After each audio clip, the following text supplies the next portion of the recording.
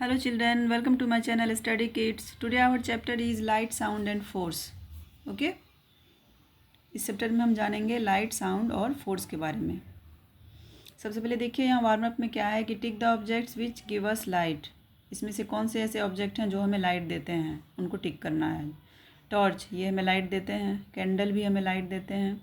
Football, ये हमें light नहीं देते हैं। बल्ब, ये हमें लाइट देते हैं। Okay, let's start. We can see the objects only when light falls on them. हम लोग कोई भी ऑब्जेक्ट देखते हैं जब उन पर रोशनी पड़ती है।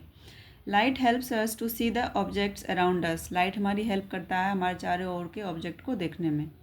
The main source of light on the earth is the sun. Earth पे लाइट का मेन सोर्स क्या है? Sun. The sun, candles, bulbs, tubelights, torches and lamps give out light, है ना। Sun, candle, bulb, tubelight, torches और lamp, ये सब क्या हैं? ये हमें रोशनी देते हैं। They are known as luminous objects. Okay. The sun is the natural source of light. Sun जो है लाइट का नेचुरल सोर्स है। Candles, bulbs, tubelights, CFL, torches and lamps are man made sources of light. और ये सारे man made sources of light हैं, जबकि sun क्या है? वो नेचुरल सोर्स ऑफ लाइट है। Right? The objects which do not give out light are called non-luminous objects. ऐसे ऑब्जेक्ट जो रोशनी नहीं देते हैं उन्हें हम लोग क्या कहते हैं? Non luminous objects. For example chair, table, ball etcetera, ये सारे क्या हैं? नॉन लुमिनस ऑब्जेक्ट हैं। Our next topic is shadow. Okay, do you know में देखिए क्या है? The shadow of a tree is actually the shadow of the the shade of a tree is actually the shadow of the tree. Okay, shadow. Unlike water and sound which travel in every direction, light travels only in a straight line, है ना। Water और sound जो हैं वो every direction में travel करते हैं, but light travels only a straight line. When light falls on a opaque object a shadow is formed. Opaque क्या होता है? जो कि अपने में से लाइट को पास करने नहीं देता है, उसको हम लोग ओपेक्यू ऑब्जेक्ट बोलते हैं। ऑब्जेक्ट ओपेक्यू क्या होता है? That doesn't allow light to pass through. Okay, when light falls on an opaque object a shadow is formed. जब एक ओपेक्यू ऑब्जेक्ट पे लाइट रोशनी पड़ती है तो शैडो फॉर्म होता है ना। This shadow is formed due to the obstruction in the path of light by the opaque object. ये शैडो फॉर्म होता है किसके कारण? ऑब्स्ट्रक्शन के कारण। कहाँ? In the path of light.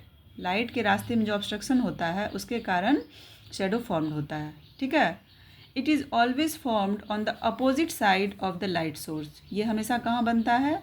Light source के अपोजिट साइड। ओके, जैसे यहाँ एक्टिविटी में देखिए, ये ट्री है, इसके पीछे सन है, ये शैडो कहाँ बना? इसके अपोजिट बना, है ना।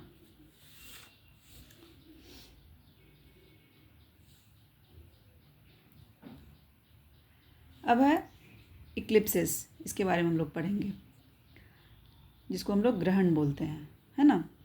Shadow also plays an important role in the formation of solar and lunar eclipse. ठीक है, शैडो का जो है इम्पॉर्टेंट रोल होता है ग्रहण में। सूर्य ग्रहण और चंद्र ग्रहण में शैडो का एक इम्पॉर्टेंट रोल होता है। The earth revolves around the sun. ये तो हम लोग जानते हैं कि अर्थ जो है सन के अराउंड रिवॉल्व करता है। The moon revolves around the earth. और मून किसके अराउंड रिवॉल्व करता है? अर्थ के around. Okay, and reflects sunlight to us. और हम लोगों के को सनलाइट रिफ्लेक्ट करता है।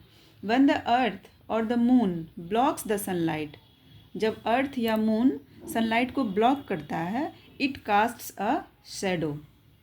ठीक है, तो ये शैडो बनाता है। We can see this in the form of an eclipse, जिसको हम लोग इक्लिप्स कहते हैं, ग्रहण कहते हैं। There are two types of इक्लिप्सेस।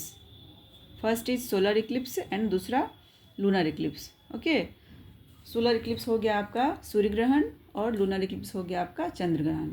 तो चलिए जानते हैं कि सोलर इक्लिप्स कैसे होता है। आप लोग तो सुने ही होंगे, है ना। चलिए आज पढ़ते हैं कि कैसे आखिर होता है। During the earth and the moon revolutions, the sun, the moon and the earth align in a straight line. ठीक है, अर्थ और मून के रिवॉल्यूशन के कारण सूर्य, चंद्रमा और पृथ्वी ये तीनों एक सीध में आते हैं। The solar Eclipse occurs when the moon, देखिए यहाँ डायग्राम में, when the moon blocks the light of sunlight. ठीक है, blocks the light of the sunlight. Here the moon is the opaque object that casts its shadow on the earth, है ना।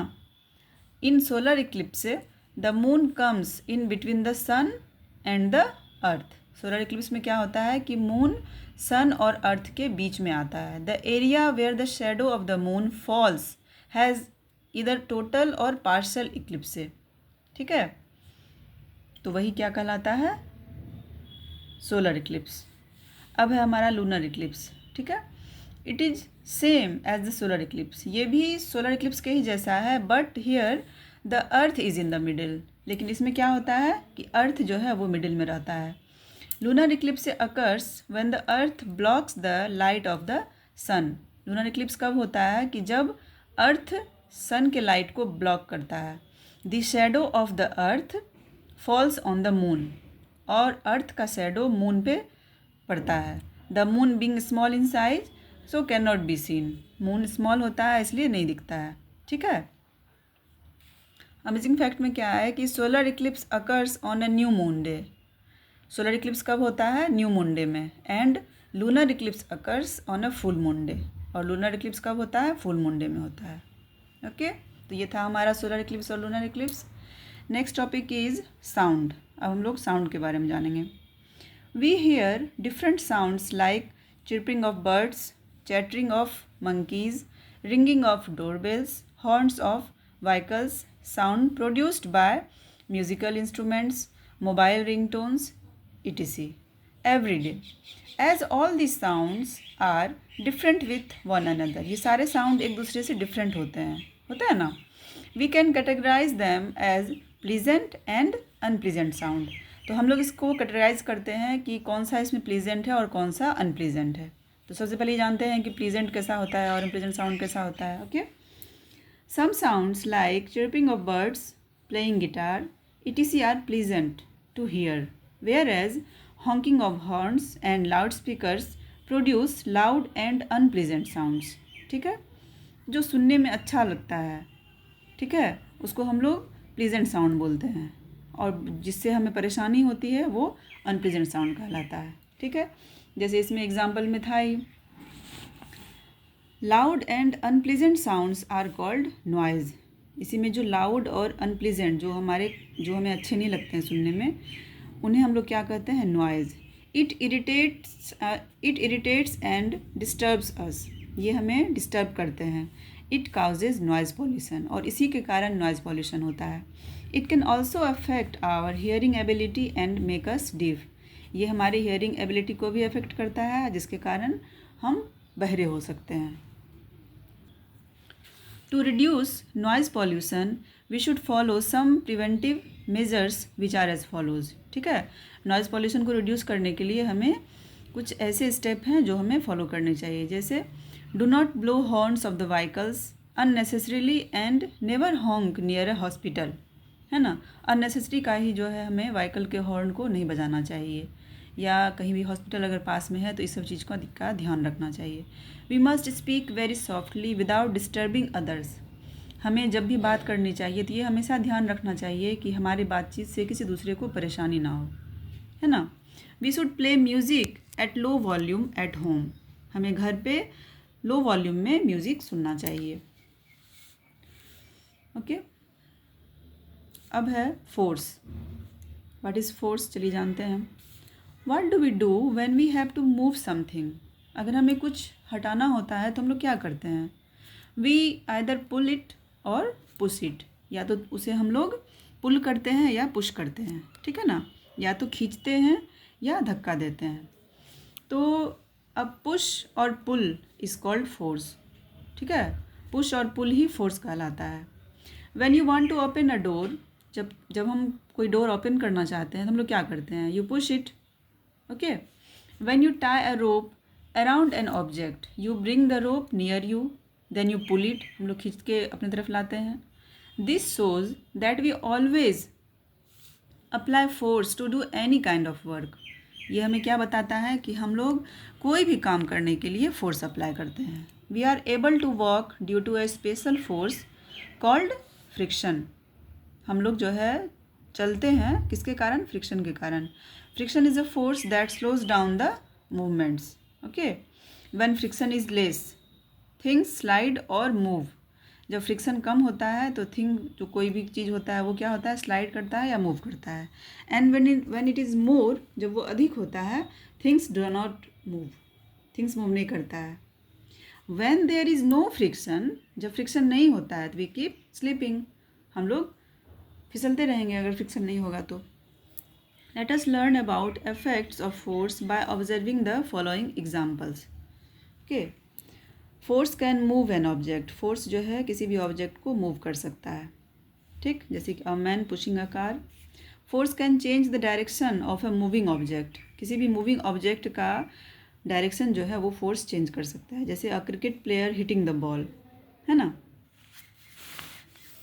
Force can stop a moving object, जैसे ये ball को बच्चे ने रोका, a boy stopping a football, तो force के कारण ही हुआ।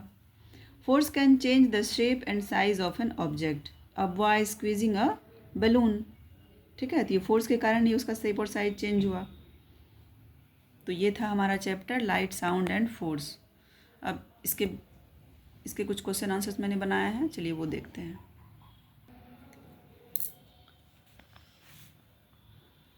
First is fill in the blanks. Shadow is formed on the dash side of the light source. Opposite. The dash revolves around the sun, earth. Loudspeaker produce dash sound, unpleasant sound.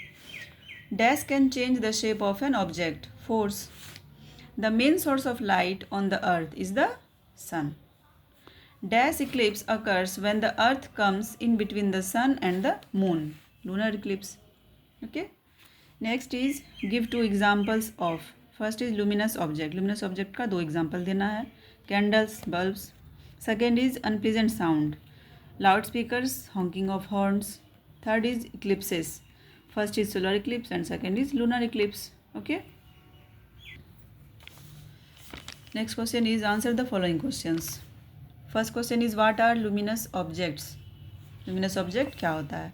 Objects which give out light are called luminous objects. For example sun, candles, bulbs, tubelights, torches and lamps are luminous objects. Second is what are non-luminous objects?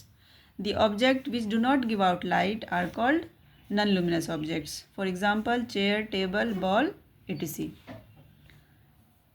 Next question is what is an eclipse? Write their name. Its answer is eclipses are formed when the moon or the earth blocks the sunlight.